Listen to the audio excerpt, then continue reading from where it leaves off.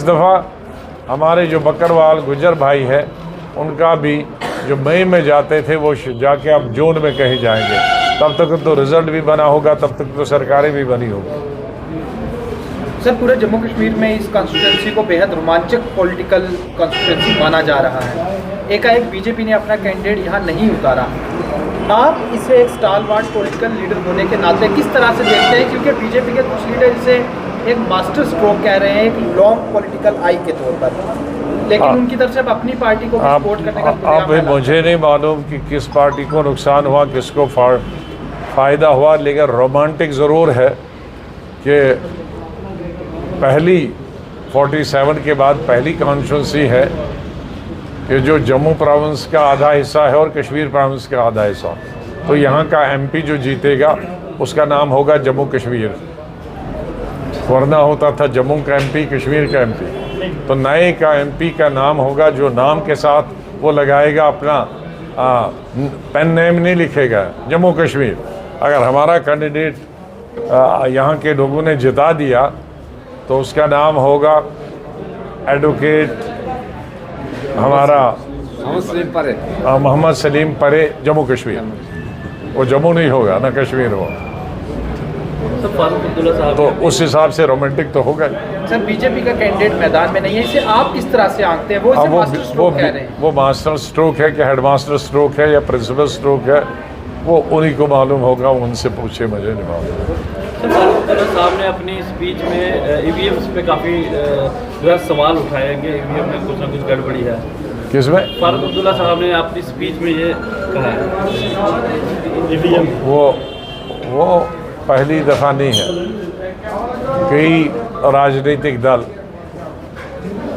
इस ईवीएम को गलत ठहराते हैं, लेकिन बार बार पार्लियामेंट में भी इस पर चर्चा हुई है और बार बार लॉ मिनिस्ट्री और कोर्ट अदालत ने भी और इलेक्शन कमीशन ने इसको बार बार ठीक ठहराया।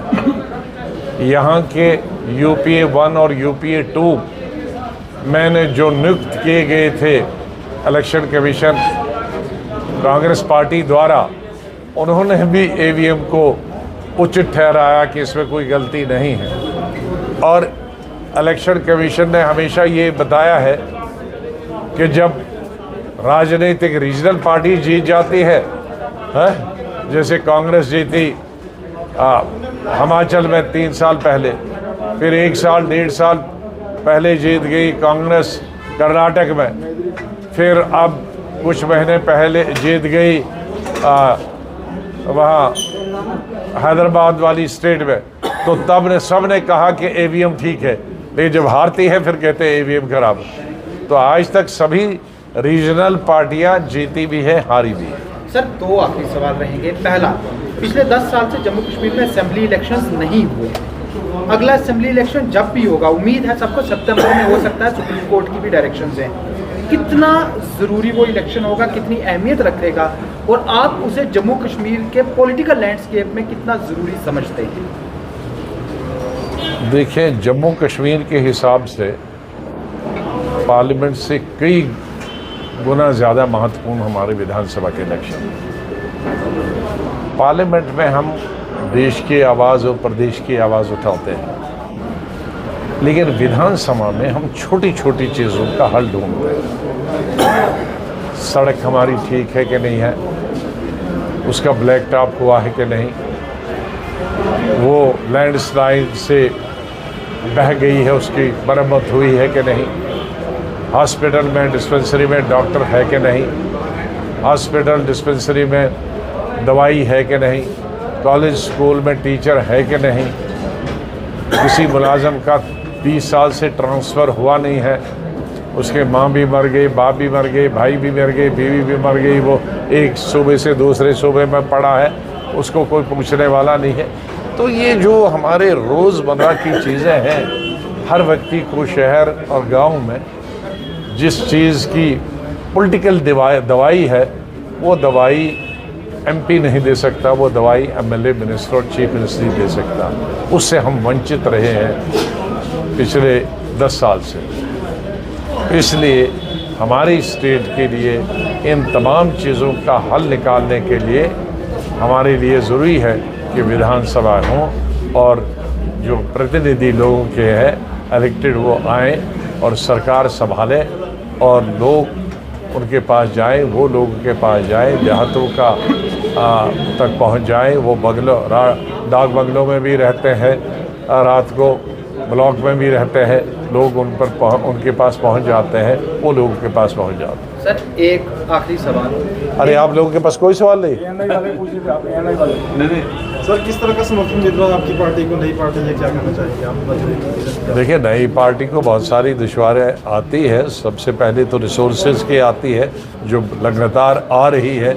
हमें आज इलेक्शन में मैं बधाई देता हूँ हमारे वर्करों को, हमारे कार्यकर्ताओं को, हमारे लीडरों को कि अधिक तक पैसा सब अपने अपने जेब से खर्च कर रहे हैं। आज के ज़माने में ये बहुत, इस ज़माने जब पैसे का ही दौरा है, वर्करों से और लीडरों को अपने जेब से खर्च करना, इसके लिए तो मैं सभी को सैल्यूट करता हूँ। तो ये सबसे बड़ी दुश्वारी आती है।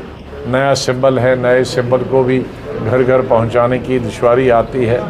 लोगों तक पहुँचना कोई आसान नहीं। मैंने 2 साल में तकरीबन 650 पब्लिक मीटिंगें सारे जम्मू कश्मीर में की, रिजर्व पुंछ में कम की, क्योंकि यहाँ सभी हमारे जो पहाड़ी भाई थे, दूसरे भाई थे, उन्होंने कहा था जब तक हमारा निर्णय नहीं होता है रिजर्वेशन का, तब तक हम किसी राजनीतिक दल को आने नहीं देंगे।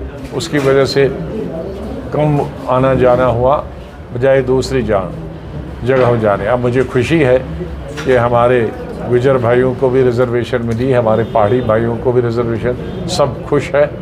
और शब्द को शांति से रहना चाहिए, प्रेम से रहना चाहिए, प्यार से रहना चाहिए, मेल मिलाप अब ये ख़त्म हो गया। जो दूरियां थी यहाँ कुछ सालों से बनी हुई पहाड़ी और गुजर भाइयों के बीच में, अब वो दूरियां नज़दीकियों में बदल देनी चाहिए और इलेक्शन में हिस्सा लेना चाहिए।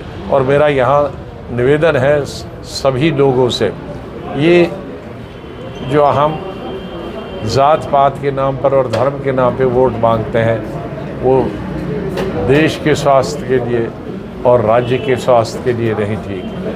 क्योंकि जब राजनीतिक नेता धर्म और ज़ात के नाम पर, जब मैं ज़ात, हिंदू धर्म की ज़ात पे तो बहुत से इलेक्शन होते रहे बिहार में, बैकवर्ड और फॉरवर्ड में, उससे बहुत गड़बड़ हो गया। अब मुसलमानों में भी दुर्भाग्य से गुजर, नॉन गुजर, पहाड़ी, गुजर, हिंदू, कश्मीरी के नाम पे जो इलेक्शन हो रहे हैं, मुझे बहुत ही अफसोस होता है कि उससे हमारा स्टेट और पीछे जाएगा। हम पिछले 35 सालों से बहुत पीछे हैं जब से आतंकवाद है। अब हम अगर धर्म के नाम पर और कास्ट के नाम पर इलेक्शन मांगे, रिजर्वेशन मांगना ठीक है, वो मिल गई। अब लेकिन ज़ात पात पे वोट मत मांगे, क्योंकि ज़ात पात पे अगर कोई चुन गया तो दूसरी ज़ात जिसने वोट नहीं दिया तो उसका तो काम ही नहीं होगा। तो मेरी पार्टी के लिए हिंदू भी बराबर है, सिख भी बराबर है, ईसाई भी बराबर है, मुसलमान भी बराबर, पढ़ाई भी पहाड़ी भी बराबर है, गुजर भी, बकरवाल भी, सब बराबर है, कश्मीरी भी बराबर है और हिंदू भी बराबर है।